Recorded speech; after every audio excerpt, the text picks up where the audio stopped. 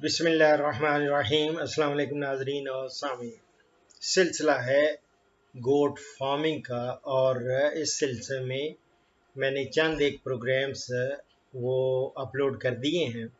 اس سے پہلے میں نے بکری کا یعنی بکریاں اگر خریدنی ہیں تو کس قسم کی ہونی چاہیے اور کیا ان کے کریکٹرسٹکس ہیں ہونے چاہیے، وہ میں نے آپ کو بتایا، اور اس کا عنوان ہی تھا کہ بکری کیسی خریدیں۔ تو اب ایک بڑے امپورٹنٹ ایک فرد ہے، ایک چیز ہے، وہ اگر نہ ہو تو سمجھیں کہ ریوڑ مکمل نہیں ہو سکتا، اور وہ ہے سانڈ بکرا۔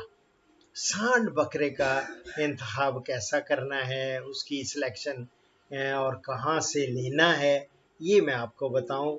میری جان یہ ہے کہ یہ سمجھ لیں کہ آپ کے ریوڑ کی ساری کارکردگی جتنی بھی ہے، اس کی ڈیولپمنٹ، اس کو جتنا بڑھانا ہے، اس میں آدھا حصہ تو یہ سانڈ بکرے کا ہوتا ہے۔ اور سانڈ بکرا جو ہے نا، اس کے پہ خاص توجہ دینی ہے، اس کو سلیکٹ کرتے ہوئے، اس کو خریدتے وقت ایسا سانڈ بکرا خریدیں پہلے جہاں سے پتہ ہو کہ اس کے پیرنٹس کیسے تھے، اس کے ماں باپ، اور خاص طور پہ وہ ٹوین پیدا ہوا ہو۔ یہ جوڑا دیتی ہیں نا، تو وہ ہو ٹوین میں سے ایک ہو جو ٹوین پیدا ہوا ہو، تو پھر اس میں یہ ہوتا ہے کہ نارملی آگے بھی وہ اس سے جتنی بھی وہ ملاپ ہوگا تو ان سے زیادہ تر بچے جو ہیں وہ جڑواں پیدا ہوں گے۔ تو یہ ایک اپنے ماں باپ کا کریکٹرسٹکس وہ کہاں سے پتہ چلے، اس لیے میں تو ہمیشہ کہتا ہوں کہ کوشش کریں کہ آپ اپنے جو سرکاری ہیں نا مویشی خانے، وہ سینٹرز ہیں جہاں گوٹ فارمنگ کی جاتی ہے اور وہاں پہ بیچے جاتے ہیں، جس طرح ہماری NARC ہے، نیشنل ایگریکلچر ریسرچ سینٹر، وہاں پہ وہ دستیاب ہوتے ہیں اور میل ہی یہ بیچتے ہیں، تو آپ وہاں سے آپ پتہ کر لیں۔ اسی طرح اور ہے، خیری مورت ہے، سندھ میں بھی ہوں گے، اسی طرح KPK میں وہاں پہ مجھے پتہ ہے کہ وہاں بہت زبردست قسم کا لائف سٹاک کا ایک سینٹر ہے۔ ابرہا بلوچستان یا دوسری جگہ وہاں پہ بھی دیکھنا پڑے گا کہ کون سے وہاں انسٹیٹیوٹ ہے سرکاری جہاں سے یہ دستیاب ہے۔ اگر نہ ہو تو آپ پرائیویٹ سیکٹر میں بھی دیکھیں، بڑے بڑے اچھے ریپیوٹ کے لوگ ہیں جنہوں نے یہ گوٹ فارمنگ کی ہے، کر رہے ہیں، اور وہ اکثر یہ بیچتے ہیں۔ تو ان میں اگر کوئی ایماندار ملے اور وہ صحیح بتائے کہ بھائی یہ ٹوین پیدا ہوا تھا اور اچھی، اور اس کا دیکھیں اچھا وہ نا بھاری بھر جسم ہونا چاہیے، روب دار ہونا چاہیے، اور ہر عیب سے پاک اور چست و چالاک بکرا ہمیشہ خریدیں۔ ایک تو چست و چالاک ہوگا، روب دار ہوگا، تو اس سے آگے نسلیں جو ہوتی ہیں نا، وہ خد و خال ان کے وہ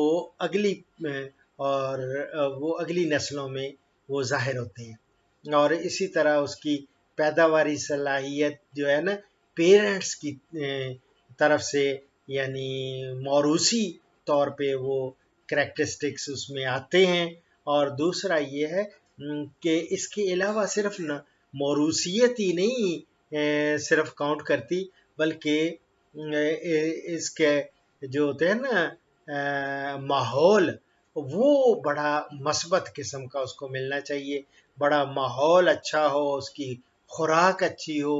اس کے لیے آپ میرے پروگرامز دیکھیں گے، میں انشاءاللہ تعالی اگلے پروگرامز میں بھی میں ایک خاص طور پہ سانڈ بکرے کے لیے کیا ونڈا ہونا چاہیے، کس طرح کا کنسنٹریٹس اس کو دینے چاہیے، اور جس سے اس میں طاقت اور بڑھے، اور اس کی اور بھی زیادہ طاقت کے لیے میں آپ کو کچھ ادویات بھی جن میں اگر فرض کریں کرنٹ زیادہ نہیں ہے تو انشاءاللہ تعالیٰ ان میں کرنٹ بھی پیدا کر دیں گے، اور اس کے لیے بھی میں آپ کو کچھ ہومیوپیتھی کے بڑی سیف سی میڈیسنز دوں گا۔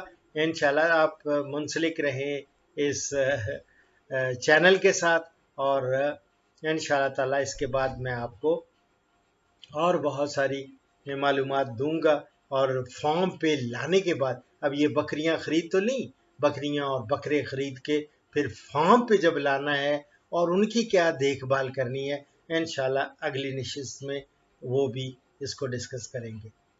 یہ سلسلہ ہے گوٹ فارمنگ کا، یہ جاری رہے گا جب تک کہ پوری ایک ایک چیز آپ کو نہیں مل جاتی۔ انشاءاللہ تعالی یہ سلسلہ جاری رہے گا، اور یہ اظہر صاحب ہمارے اٹک والے، اللہ تعالیٰ ان کو صحت دے، اور ان کے ڈیمانڈ پہ، ان کے فرمائش پہ یہ میں سیریز دوبارہ سے کر رہا ہوں۔ گو کہ میں نے بہت ساری آپ کے لیے ڈاکومنٹریز بھی آلریڈی دے رکھی ہیں، لیکن ہو سکتا ہے کہ نئی چیزیں بھی آپ کو ان سے مل جائیں۔ اور ایک بکرا کتنی بکریوں کے لیے؟